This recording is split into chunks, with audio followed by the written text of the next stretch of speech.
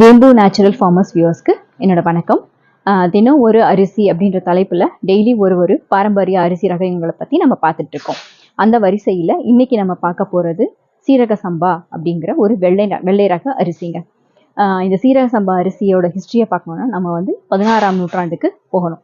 16ஆம் நூற்றாண்டில் சிற்றிலக்கியங்கள் வகைகளில் பல்லிலக்கியத்தில் தான் இந்த சீரக சம்பா அரிசியோட மென்ஷன் இருக்குது.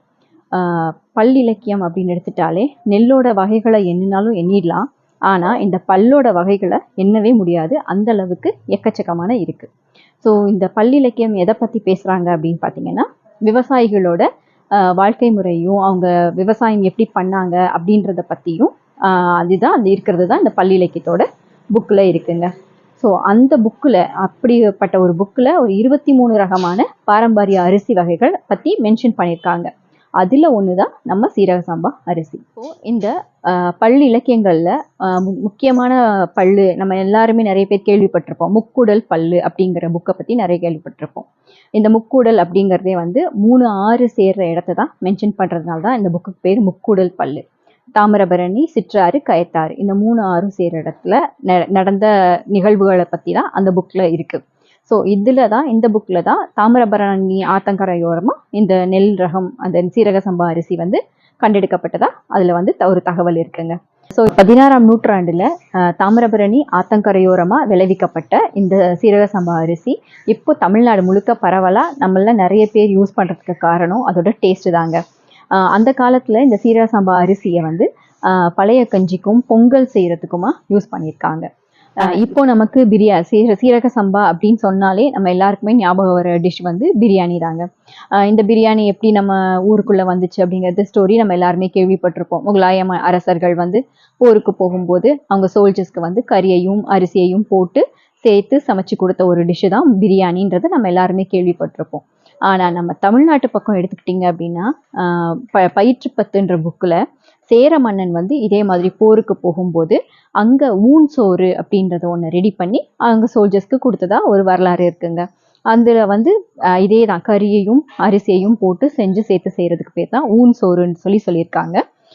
ஒன்று என்ன வித்தியாசம், அவங்க யூஸ் பண்ணது வேற ஒரு அரிசி, நம்ம யூஸ் பண்ணது இந்த சீரக சம்பா அரிசி. இப்போ இந்த சீரக சம்பாவோட பட்டத்தை பற்றி நம்ம பார்க்கலாம். இது ஒரு ஆடிப்பட்டம் தான். இது ஒரு 135 நாள் பயிர். இது ஒரு 4 அடி உயரம் வரையும் தான் வளரக்கூடிய ஒரு வெள்ளை ரக அரிசி.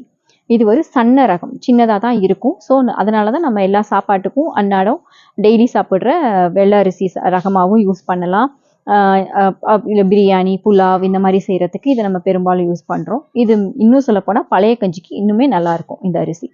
இதோட பேர் எதனால் இப்படி சீரக சம்பா அப்படின்னு வந்துச்சு அப்படின்னா, இதோட இந்த அரிசி பார்க்கறதுக்கு சீரகத்தோட விதைகள் மாதிரி இருக்கும். சீரகம் இருக்கு இல்லைங்களா, அதோட விதை மாதிரி இது இருக்குன்றதுனால தான் இதுக்கு நம்ம முன்னோர்கள் சீரக சம்பான்னு பேர் வச்சிருக்காங்க. இப்போ இதோட ஹெல்த் பெனிஃபிட்ஸ் பற்றி நம்ம பார்க்கலாம்.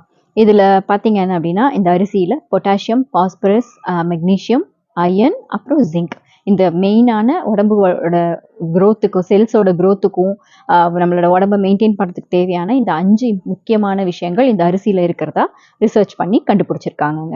இந்த பொட்டாசியம் என்ன பண்ணுது அப்படிங்கிறது பார்த்தோம் அப்படின்னா, நம்மளோட செல்ஸில் இருக்கிற ஃப்ளூயிட்ஸ் லெவலை மெயின்டைன் பண்ணுறதுக்கு ரொம்ப முக்கியமாக ஹெல்ப் பண்ணுது. கூடவே பிளட் ப்ரெஷர் லெவலையும் மெயின்டைன் பண்ணுறதுக்கும் ஹெல்ப் பண்ணுது பொட்டாசியம். பாஸ்பரஸ் என்ன பண்ணுதுன்னா, நம்மளோட செல்ஸோட வளர்ச்சிக்கு உறுதுணையாக இருக்கிற ஒரு விஷயம் தான் பாஸ்பரஸ்.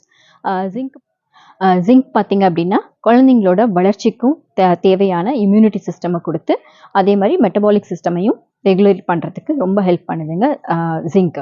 அடுத்தது பார்த்தீங்கன்னா மெக்னீஷியம் நான் ஏற்கனவே இன்னொரு வீடியோவில் சொன்ன மாதிரியே போன்ஸோட டெவலப்மெண்ட்டுக்கு அப்புறம் நர்வ்ஸோட அந்த ஹெல்த்துக்கும் எல்லாத்துக்குமே மெக்னீஷியம் உதவுது. அயன் நம்ம எல்லாருக்குமே தெரிஞ்ச விஷயம் தாங்க. நமக்கு நார்மலாகவே அந்த ரத்தத்தோட அளவில் இருக்கிற அயனை மெயின்டைன் பண்ணுறதுக்கு தான் இந்த அயன் நமக்கு தேவைப்படுது.